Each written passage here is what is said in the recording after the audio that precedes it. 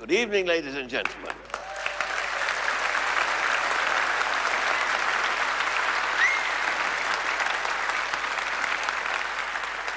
You know, I've always wanted to start one of my shows with something so excruciatingly boring that whatever followed would, by contrast, seem hilarious. That after an interlude of relentless tedium, even the weakest jokes would be received by you, the audience, with gratitude and even standing ovations. Well, I've not quite hit the nail on the head. What you're looking at now, and what you will have seen if you came into this theatre a little early tonight, is a sequence from a film made here in Melbourne in 1949 by one of the pioneers of the Australian avant-garde cinema, Alf Dunn. With his 16mm Bell and Howell camera, purchased here in the late 1930s, Alf Dunn recorded the suburban life around him with an unwavering lack of imagination and an unerring eye for the prosaic and the dull, even the boring. He liked to set up his camera in his driveway in Camberwell and photograph the traffic and the rare pedestrians. Ahead of his time, Alf Dunn was the Australian Andy Warhol. These home movies, and there are hundreds of hours of them in my private collection, possess a mysterious and hypnotic poetry. Alf Dunn liked to photograph children's sports days and backyard parties. Now, these kiddies would be elderly ladies now, perhaps members of my matinee audience. Or even here this evening on seniors' concession passes. I wonder what they made of the strange, almost spooky man lying on his back in their playground, pointing his lens so intently at their jungle gyms. Now, this is a middle-class Christmas party in Melbourne over half a century ago. Please note the juvenile Santa Claus loitering uneasily in the midst of these kiddies. That's me. Yes, Alf Dunn was our neighbor, and Santa Claus was one of my earliest theatrical impersonations. The children, unfortunately, were not deeply impressed or even slightly convinced, and we were all very glad to see the last of each other. But with these grainy and interminable vignettes of suburban life, and without perhaps even meaning to, Alf Dunn, more than any other artist, writer, or filmmaker of his period, defined the exhilarating boredom of Australian life in the middle of the 20th century. I was watching a Dunn-a-thon not long ago. It was 50 minutes of Sorrento, and suddenly, out of the sea, two men emerged, dripping with water. One was my father. It's the only moving image of my father in existence. As I mentioned, the Dunn family and the Humphries family were neighbors. My father was a builder of suburban houses, and then called lovely homes. Very, very lovely homes. He built Dunn's place 5 doors away in the 1938 nautical modernistic style. He built a lot of other dwellings too, some of them in the more prosaic Californian bungalow style, occasionally varied by a modernistic block of flats, a Spanish mission house, Neo-Georgian and Elizabethan. It was visiting building sites with my dad that inspired my early interest in houses, in which I saw an unexpected source of humor. One of the first reviews of one of my stage shows in the Melbourne Age bore the headline, "Are Houses Funny?" I rather felt that they were. Now, our place was not only funny, but the biggest in the street. A 2-story brick Neo-Georgian mansion in the late 1930s style. It had a 50-foot setback. You see, in those days, social prestige was measured by the distance of the house from the street. Or as we still quaintly call it, the nature strip. And behind these houses, just a few streets away, was the Camberwell football ground, from which arose on Saturday afternoons the most frightening noise of my childhood. of a crowd. Even now, I've learned to tolerate and even encourage such expressions of mass approval. Here began my lifelong hatred of sport. In some of my shows of the 1960s, I parodied sporting figures. There was a surfer in 1964 called Nipper Dixon, and an obnoxious public school skier whose name I can't remember.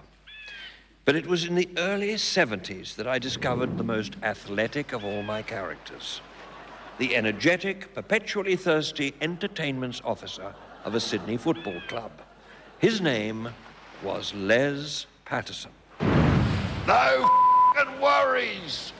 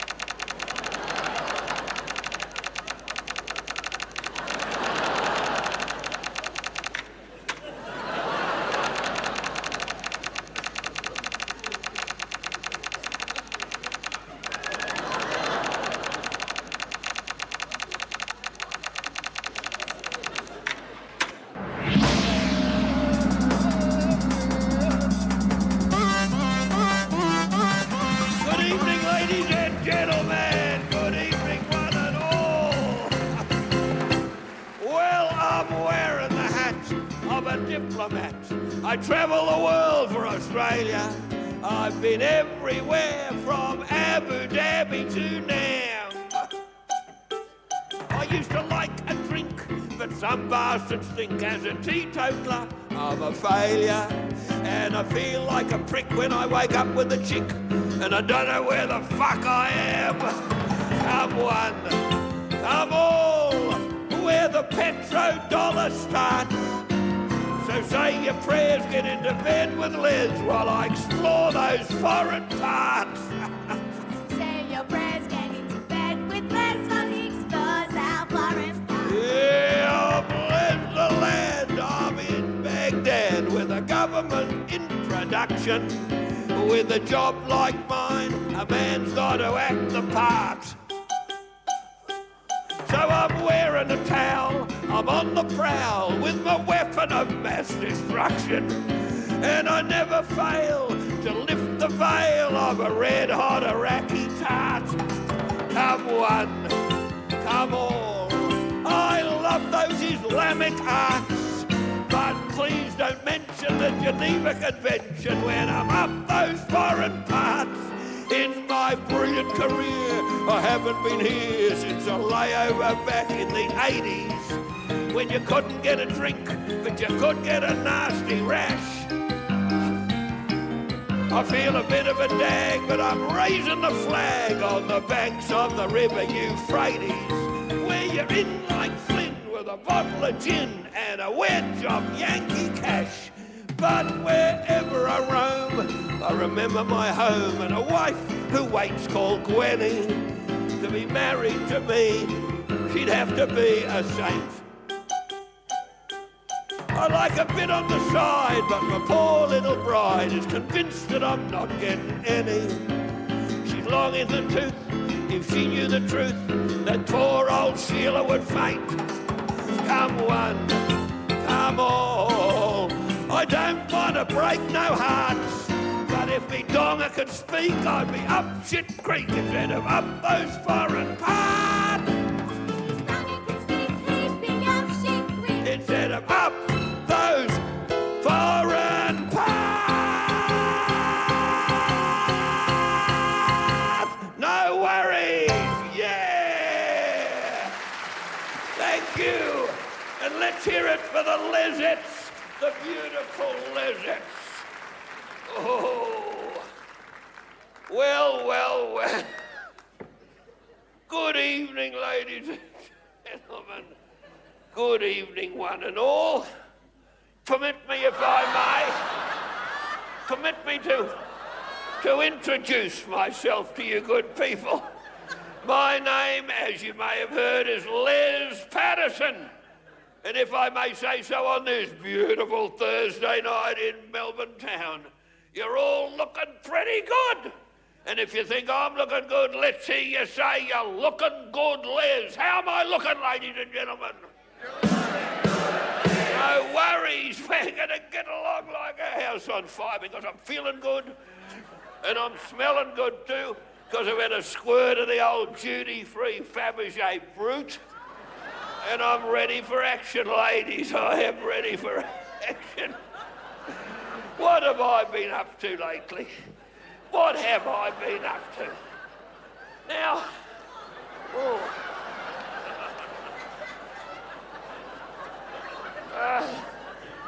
the old heat-seeking missile's flying up tonight. I reckon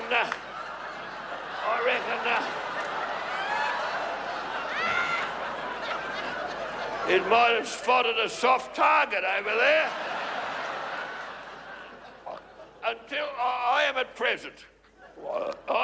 present, the face of the Australian peacekeeping force in the Middle East during this crucial transitional period.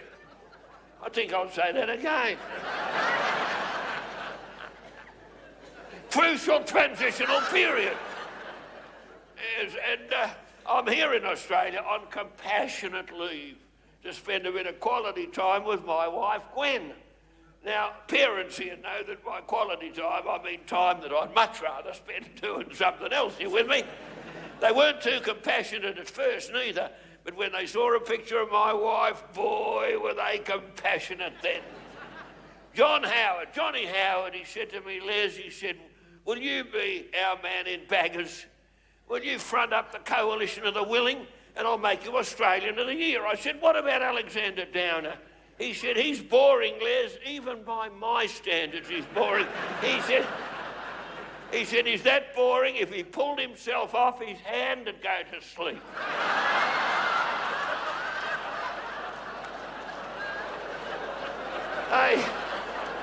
They may not have been his exact words, but word to that effect. Word to that effect. Oh, Christ. There's a stony-faced old Sheila sitting down there. She's got a face like a half-sucked mango, ladies and gentlemen. She's got a face like a dropped pie. She could stop a clock with that face. Last time I saw a head like that, it had a hook in it, I kid you not. Nothing personal, madam, I assure you. Nothing personal, but you can't win them all, can you, fellas? You can't win them all. Well, ladies and gentlemen, in the last few months, in the Middle East, I've acquired 5 wives. How about that? 5 wives. You check into a hotel and it's automatic. They chuck you the keys of the minibar and a fresh Sheila on the pillow every night, like a chocolate. Some of them are. And you know, I'm not saying I like doing the dirty deed 5 times a night with 5 different exotic horn bags. But I force myself out of respect to the religious sensibilities of the region. I do. Of course, all this got back to my wife, and boy, did the shit hit the fan then. Oh, poor old Gwen. I said, Gwen, you are still #1 wife as far as I am concerned. And if I tell a lie, may I be shat upon by 1,000 camels. You see, I'm picking up the lingo over there. I've become quite fluent. I picked something else up over there too, and I've become exceptionally fluent in that particular area. However,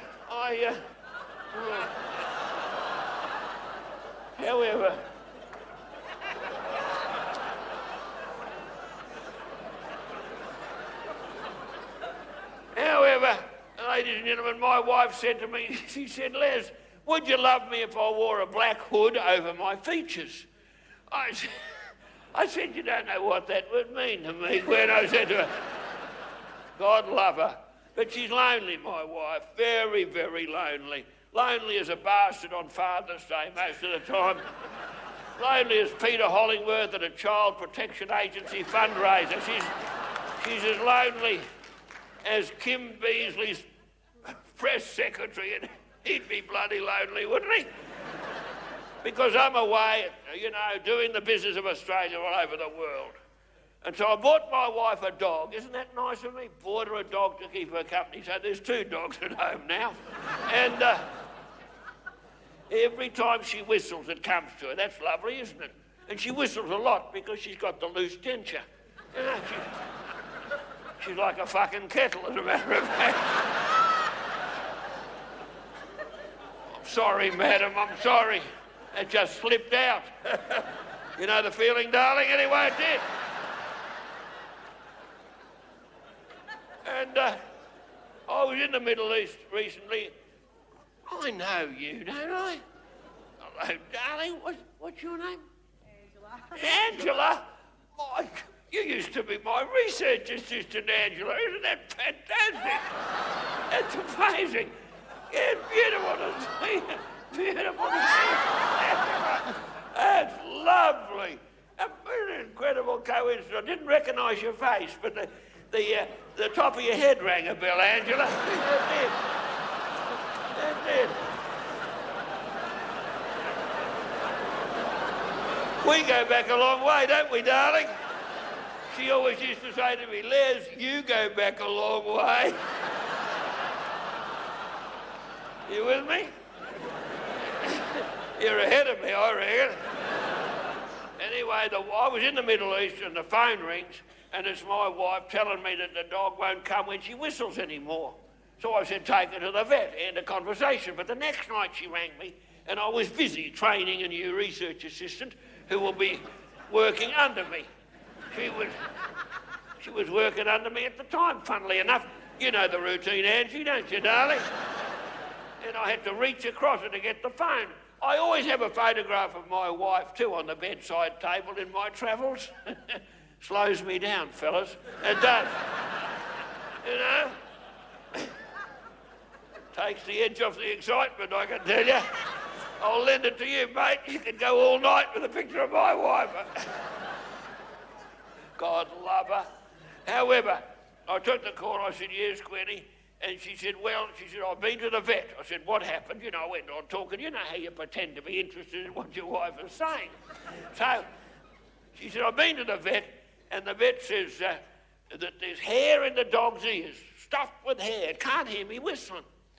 So to go to the chemist and get something called Nair, some product called Nair. So she went to the chemist and the chemist put the Nair on the counter and he said, Lady Patterson, if this pharmaceutical product is for your legs, use a lot of soap and water. It's very, very caustic. And if it's for your armpits, lots and lots of soap and water. And if it's for your back. And my wife said, well, I'm not a South African, she said to him. But I mean,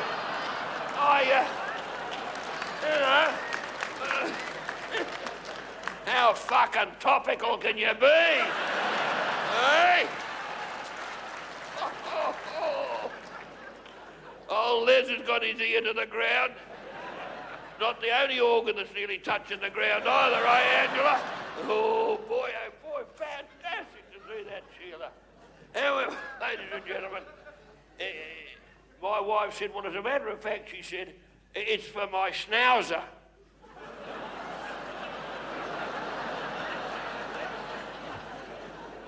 The chemist said, in that case, don't ride a bike for a fortnight, he said. Isn't that beautiful? You can tell that anywhere, couldn't you? I just have. Oh, there's no water restrictions down here, ladies and gentlemen.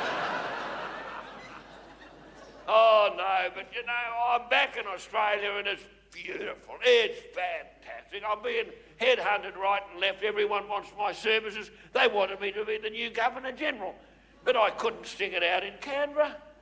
Oh, mind you, I've stuck it out everywhere else. So I'm moving into my own field, which is sport. I love sport. I've always been very athletic. Though in your minds, no doubt, I'm synonymous with the arts in Australia. I kick-started the film industry. I've had a finger in a lot of artistic endeavours. And you with me? You were always pretty artistic, weren't you, Ange? So I'm moving away from the artistic. Let me put it to you this way. I'm turning my back on the artistic community, and with understandable caution too. And I'm moving into the field of sport. And sport in Australia is the Cinderella activity in this country. It's pretty well ignored by the media. Look at the papers this morning. Pretty well nothing about sport on the front page at all. Admittedly, there were sporting articles on pages 2, 3, 4, 7, 8, 9, 12, 15, 17, 21, 23, 28, and the sporting section, but that's not good enough. And on the television, 10 minutes with nothing about footy at all this morning. Sport is being marginalised by stupid things like news, weather, Harry fucking Potter, you know. I could show that little dickhead where to stick his broomstick, I'm telling you that. Hey? So, getting to be a literary critic now, but I'm going to change all that with the aid of a multi-billion-dollar government grant. I've formed a committee called the Federal Authority for the Regulation of Team Sports, FARTS. You might have had wind of this already.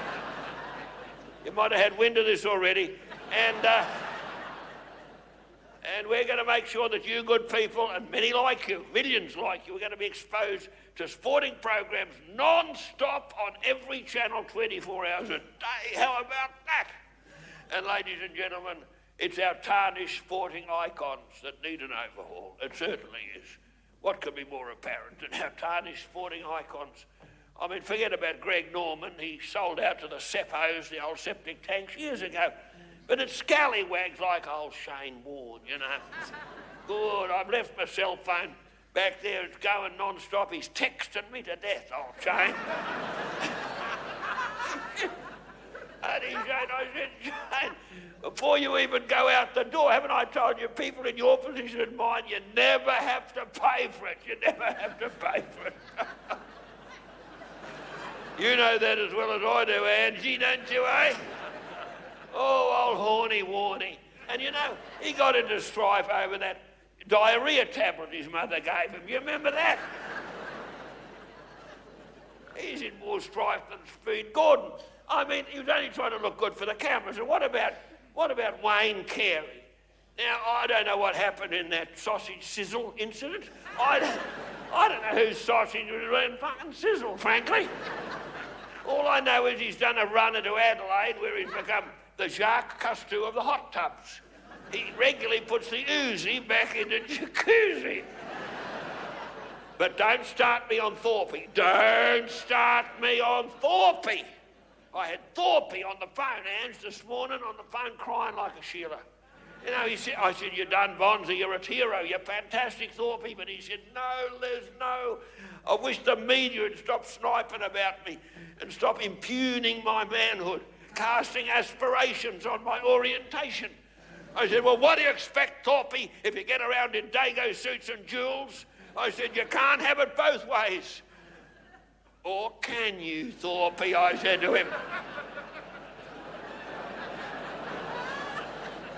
I said, get yourself a decent Sheila, a lovely, clean-living Australian girl, someone who exemplifies solid Australian family values, someone like... Oh, I'm allergic to something here. I think I'm going to sneeze in a minute. But that terrible build-up of phlegm.